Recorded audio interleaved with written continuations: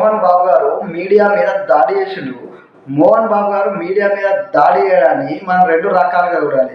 ఒకటి, మీడియా మోహన్ బాబు గారి ఇంటి వద్ద మోహరించి మోహన్ బాబు గారి కోసమే అప్డేట్స్ ఇస్తున్నట్టుగా టీవీ ఛానల్ అన్ని మిగతా పని బంద్ చేసి మోహన్ బాబు గారి ఇంటి ముందే డిస్టర్బ్ వేయడం, మోహన్ బాబు గారు తుమ్మినా దగ్గినా చూపించడం, మోహన్ బాబు గారి కొడుకు రావడం, మోహన్ బాబు ఇట్ట మోహన్ బాబు అట్ట అని చెప్పి మీరు చూపించడం అనేది కూడా ఎంతవరకు కరెక్ట్ అనేది ఆలోచించుకోవాలి. ఇంకొకటి, మోహన్ బాబు గారు మీరు ఒక సెలబ్రిటీ కాబట్టి మీ ఇంటి దగ్గరికి మీడియా వాళ్ళు వచ్చినప్పుడు రకరకాల ప్రశ్నలు అడుగుతారు. మీకు చెప్పబుద్ధి కాకపోతే, సమాధానం చెప్పడం ఇంట్రెస్ట్ లేకపోతే నేను చెప్పను తర్వాత మాట్లాడతా అంటే సరిపోద్ది. కానీ ఆ మీడియా ప్రతినిధి మైక్ గుంజేసుకొని మీడియా ప్రతినిధి మీద తీవ్రంగా దాడి చేసి మరీ కొంచెం కూడా క్షమాపణ కోరకుండా మీడియా ప్రతినిధుల మీద సీరియస్ అవుతూ మీడియా ప్రతినిధుల గురించి అట్టా ఇట్టా అని చెప్పి మాట్లాడుతూ వెళ్ళిపోవడం అనేది కరెక్ట్ కాదు. ఇంకొక విషయం ఏంటంటే, మీరు చాలా సభలలో క్రమశిక్షణ అది ఇది అని మాట్లాడుతూ ఉంటారు.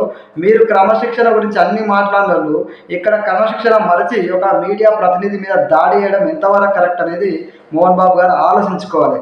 అదేవిధంగా మోహన్ బాబు గారు క్రమశిక్షణ నేర్చుకోవాలి. ఫస్ట్ మీరు క్రమశిక్షణ మరిచి మీరు విచక్షణ రహితంగా దాడి చేయడం అనేది ఖచ్చితంగా మీడియానే కాదు, సామాన్య ప్రజలు కూడా అది కళ్ళ ముందు కనపడుతుంది. మీకు ఎంత కోపం ఉంటుంది, మీరు ఏ విధంగా ప్రవర్తిస్తారు, మీరు చెప్పే మాటలని గాలి మాటలు అనేది ఇక్కడ స్పష్టంగా అర్థమైంది.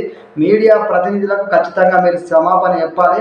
మీడియా ప్రతినిధులు కూడా మీరు సెలబ్రిటీ కాబట్టి మీ ఇంటి ముందుకు వచ్చి, అంటే మీ కొడుకులు కానీ ఇంకెవరైనా సమాచారం ఇచ్చినప్పుడు మీడియా అనేది ఒక పెద్ద న్యూస్ కాబట్టి మీరు సెలబ్రిటీ కాబట్టి చూపించాలనుకుంటుంది, దాంట్లో తప్పే లేదు.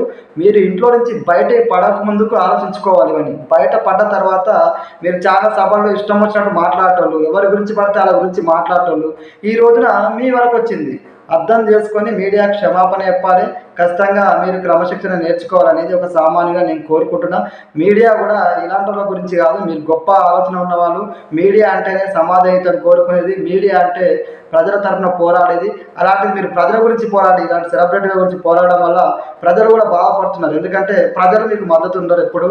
కాబట్టి మీడియా వాళ్ళు ఇలాంటి వాళ్ళని వదిలేయండి, వాళ్ళు ఎక్కడైనా పోండి.